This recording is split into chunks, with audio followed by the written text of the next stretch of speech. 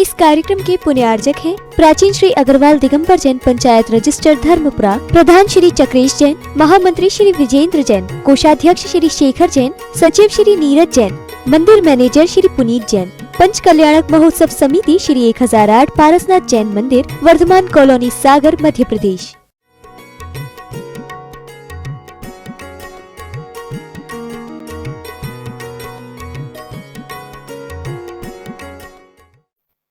अगर आर्तरोध परिणाम में लगे हो तो तुम्हारा यहाँ आने से कोई मतलब नहीं है। मान सम्मान ऊंचे सिंहासन पर बैठ जाने से महाराज नहीं बन जाते हो। महाराज वो होता है जिनके अंदर महानता के परिणाम होते हैं। पूजा पाठ के लिए महाराज नहीं बना जाता, अपने अंदर के पूज्यता के परिणाम को पाने के लिए महाराज बना जाता है। ये दीक्षाएं, ये संयम है, अगर यहाँ आकर के लोगों को मान प्रतिष्ठा का परिणाम बन जाए तो अपना दीक्षा लेना कोई मतलब नहीं है। तुम्हारे पर घर गृहस्थी में वहां भी क्या वही होता था, यहाँ आकर के वो करने लगे, अंतर क्या हुआ? फिर कोई अंतर नहीं रहा। एक निश्चित है, उस पे लिखा है कि एक व्यक्ति नीचे बैठा हुआ गिरता है तो उसको ज्यादा चोटी लगती है कि एक ऊपर बैठा वहां से गिरता है उसको चोट ज्यादा लगती है। हमें एक बार आपको सुनाया था कि साधु का घर दूर है जैसे पेड़ खजूर। साधु का घर दूर है जैसे पेड़ खजूर, चढ़े तो मीठे फल चखे और गिरे तो चकराचूर। बस यही है साधुता का सरयू। अगर चढ़ गए और चढ़ करके पहुंचे तो मीठे फल का स्वाद चखोगे, और थोड़ी भी इधर उधर के परिणामों में फसल गए, राग देश की लहर में आ गए, मान सम्मान की चाय में फंस गए तो गिरे तो चकना चूरे कहा गया। यही है वास्तविक सत्यता। तो अर्थार्थता वही है कि बैर करूं कब, किससे, हाँ, कब, क्यों और कब करूं। यहां कोई भी तो नहीं है संसार में मेरा बैरी। अगर हम बैरी बनाएंगे तो बैर भाव होगा, और हम मित्र बनाएंगे तो सबके प्रति मित्रता का भाव होगा। वही है मित्र बनकर के जीना कि बैरी बनकर के जीना, आपके हाथ में है। जो आनंद बताओ, मित्र बनकर के जीने में है कि बैरी दुश्मन बनकर के जीने में है। आप जहां भी जाओगे मित्र बनकर के जीवन जियोगे, जहां से जाओगे सबको भैया जय जनेन्द्र, आपको हाथ जोड़ेंगे, आप भी उनको बड़े अच्छे प्रसन्नता के साथ जवाब देते हो, जय जनेन्द्र। जवाब प्रति जवाब मिलता रहता है। यानी आप जहां जाओ वहां अपने नजर आएंगे और तुम देखोगे अरे यार वो मोहल्ला में नहीं जाना होता कि आदमी बहुत खराब है, वो आदमी बहुत खराब है। तो पहली बात तो तुम जाओगे तो उसके पहले ही तुम्हें भी क्या करेंगे, क्योंकि एक बार तुम उनकी दृष्टि बनाओगे तो वे सामने वाले तो पहले ही से कहते कि वो आदमी बड़ा खराब है, ते आउ तो सो गाली देता है। ऐसे व्यक्ति को कोई भी चाहता नहीं है। पहले हमारी दृष्टि सुधारो, दूसरों की दृष्टि बाद में। इसलिए संसार में कोई बैरी, मेरा कोई बैरी है ही नहीं है।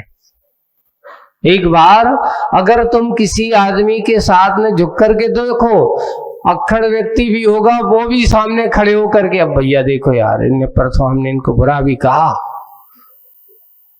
गाली भी दी मैंने इनके लाने, और आज ये हमें मिले तो सबसे पहले उन्होंने हमसे क्या कही। अब देख लेना उस आदमी को, अगर किसी ने तुम्हें गाली दी कल है और आज वो आदमी तुम्हारे सामने आ जाए तो मुंह बना करके मत जाना उसके सामने। क्या करो, सामने उससे क्या कह देना, भैया जय जिनेन्द्र। अब आप सोचना, उसके अंदर वो सोचेगी, या तो दो तरह से सोचेगा, लगता है ये कहीं कटाक्ष तो नहीं कर रहे हैं, या फिर सोचेगा देखो मैंने इतना अपने आप को पश्चाताप करेगा, मैंने इनको कल गाली भी दी पर इनकी देखो कितनी सहजता विनम्रता कि आज मेरी गाली देने के बाद भी इन्हें हाथ जोड़ करके विनम्रता के साथ क्या कहा, जय जिनेन्द्र। उसे अपनी गलती का भान जरूर होगा, तो गलती का भान होगा तो वह जाकर के वो झुका नहीं रहा है, झुक रहा है। और इतना है कि जो कितना भी अक्खड़ हो और विनयवान व्यक्ति को देखता है तो वो भी सोचता है अरे सामने वाला झुक रहा नहीं है, अगर सिर भी नहीं झुके तो हाथ तो तुम कह देना जय जिनेन्द्र, सामने वाला भी अब जो कच्छ भी है जय जिनेन्द्र ऐसा कह देगा। और नहीं भी जोड़े तो इतना तो कह देगा जय जिनेन्द्र जवाब में। इसलिए झुको, झुकाओ मत, है ना। जो झुकता वही रुकता, है ना। जो नहीं झुका वो कभी टिकता नहीं है, उखड़ने में देरी नहीं लगती। बड़े बड़े पेड़ उखड़ करके बह जाते बरसात में, पर छोटी छोटी हरी भरी घास, बड़ी बड़ी बाढ़ उसको उखाड़ नहीं पाती। क्यों? क्योंकि उसके पास विनम्रता है। वो अपनी माटी माँ के साथ बैठ गई, माँ बचाओ, झुक जाती है। माँ कहती घबरा मत, लेटी रहे, तेरा कुछ होने वाला नहीं है। और बड़े पेड़ वो खड़ा है तो बस इतना ही कि बड़ा हुआ सो क्या हुआ, जैसे पेड़ खजूर, पंछी को छाया नहीं और फल लागे। एक पक्षियों को बैठने की जगह भी तो सोचते कि कहीं बैठ जाए, इस पर तो छाया नहीं मिलती हो। और फल भी अगर कोई भूखा आदमी है तो देखता ही रहता कि भैया ऊपर जाए कैसे। ऐसे बड़े मत बनो। हाँ वही बताना है। तो यहाँ उधर एक विनय उपजीवी उस पुट ने उसका गुण दिया, कोटि पुटा वृक्षा, जैसे करोड़ों पुट देने वाला ऐसे अभ्रक भस्म सी, जिसको तन वितान को पार कर कांटे की सनातन चेतना को प्रभावित किया। तन वितान है उसके, यानी तन रूपी सागर को बिताने, यानी जो दूरी है उस दूरी को पार कर, उसको पार करके, वितान करते यहाँ पे दूरी बीच का जो है ना, उसको पार करके तन रूपी दूरी को, वो तन से हट करके उस अंतरंग की परिणति में जाता है, अंतरंग की गहराई पे चला जाता है। यानी तन की दृष्टि छोड़ करके और तन वितान को पार करके कांटे की सनातन चेतना को, जो सतत ऐसी सनातन चेतना को प्रभावित किया। किसने? शिल्पी की क्षमा, खमामी खमंतु में, इस शब्द ने। जैसे ही उसने कहा ओहो, तो मैं तो सोच रहा था ये बहुत बड़ा क्या है, दोषी है, मेरा दुश्मन है, इसने मेरे साथ ऐसा किया, पर इसकी दृष्टि में तो सब जीवों के प्रति मैत्री भाव है, सब जीवों के प्रति अनुकंपा का भाव है, सब जीवों के प्रति मैत्री का भाव है, किसी के अंदर कोई वैर भाव, ऐसा ही वह जीव है। वो तो हमेशा सबके अंदर ऐसी सुख की कामना करने वाला है, चेतन स्वरूपता को समझने वाला है। यहाँ कांटे की सनातन चेतना को प्रभावित किया, वह भी सोचता है वाह मैं तो बड़ी भूल में था।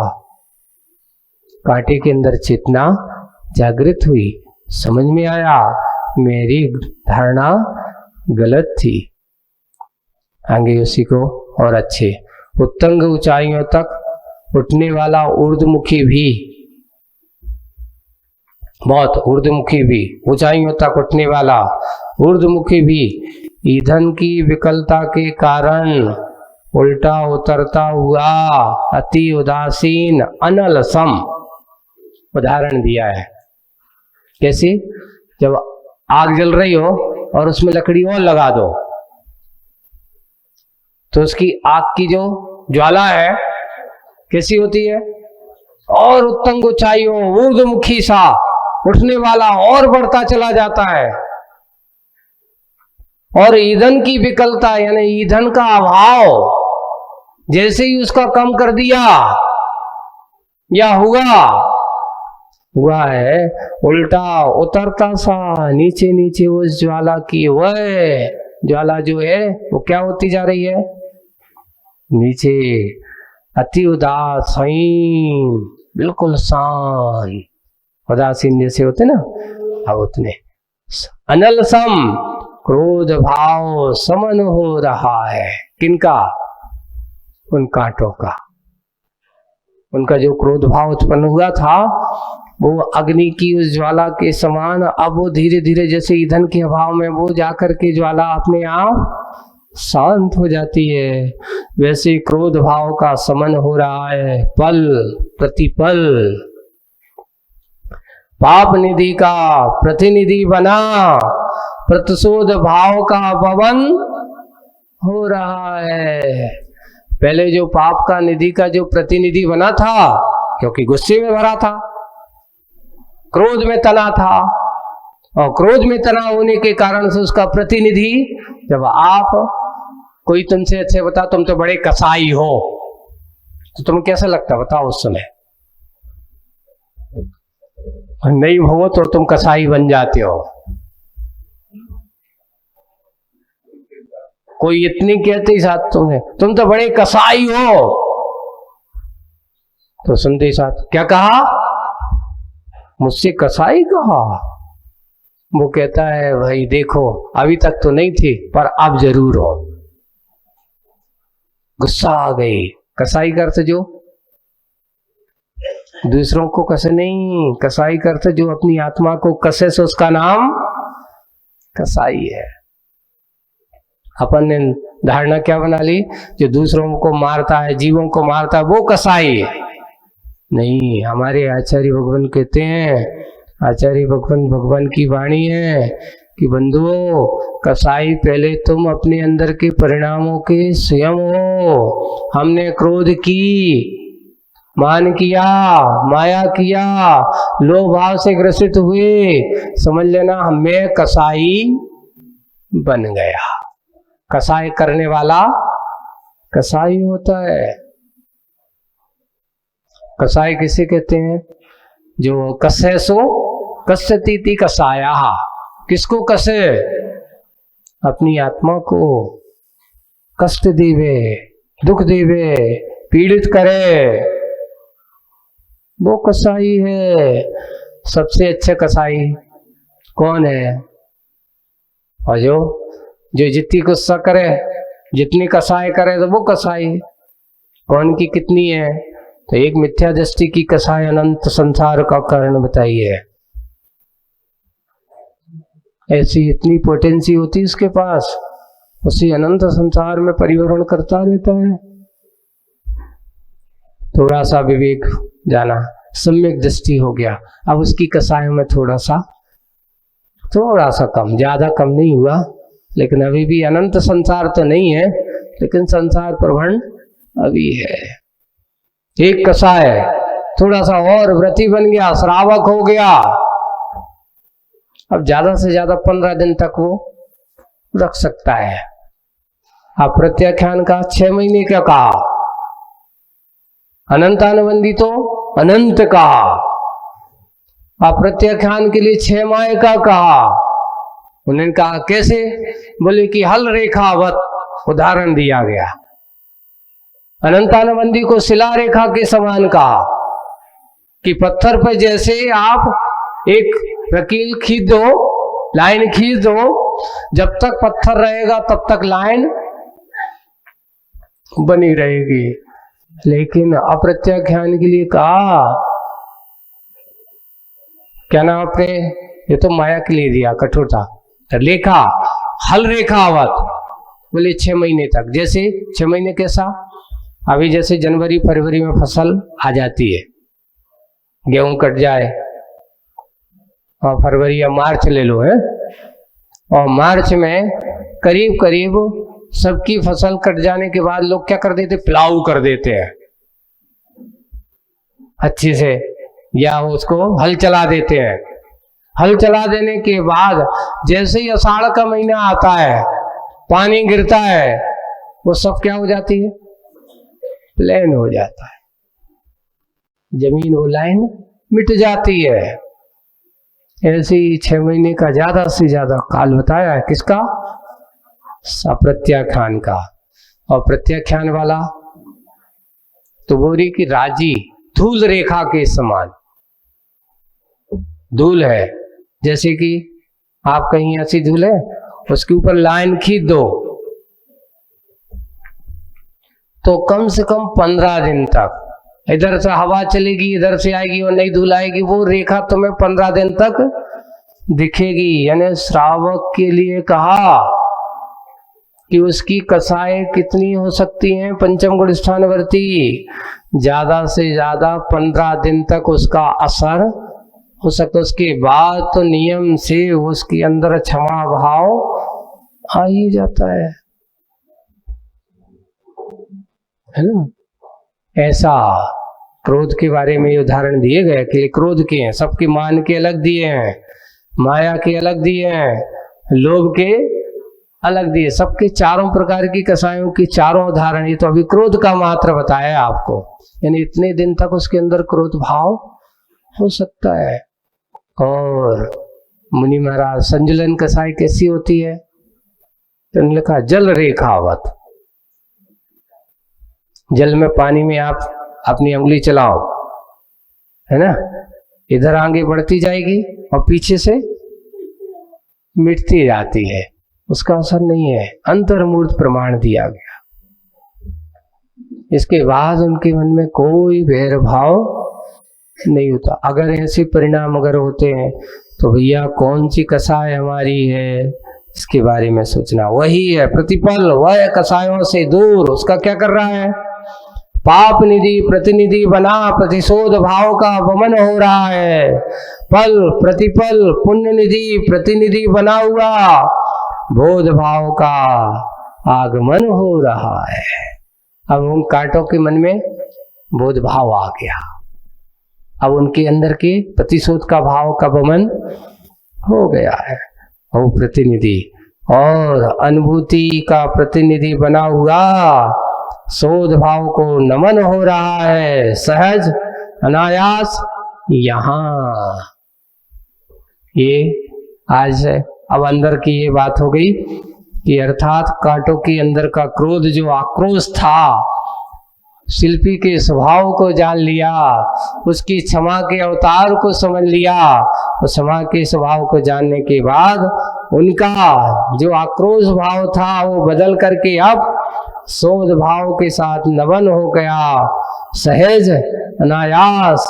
वह पाप निधि ना बन करके क्या बन गया, पुण्य का निधि प्रतिनिधि बन गया। हमें भी पाप निधि बनना है कि पुण्य निधि बनना है? हम कोई ना कोई के तो हैं, या तो पाप के हैं या पुण्य के हैं। बंधुओं, पाप के निधि बनोगे पतन का रास्ता खोलोगे, और पुण्य के प्रतिनिधि बनोगे उत्थान का रास्ता खुलेगा। हम प्रतिनिधि कौन से बने, इसके ही बनाने लगा। पाप और परिग्रह के प्रतिनिधि मत बनो, बनना है तो पुण्य और परमात्मा के प्रतिनिधि बनो, यही तुम्हारे जीवन का उद्देश्य हो। इतना ही आज बस बोलिए परम पूज्य आचार्य गुरुवर श्री विद्यासागर जी महाराज की।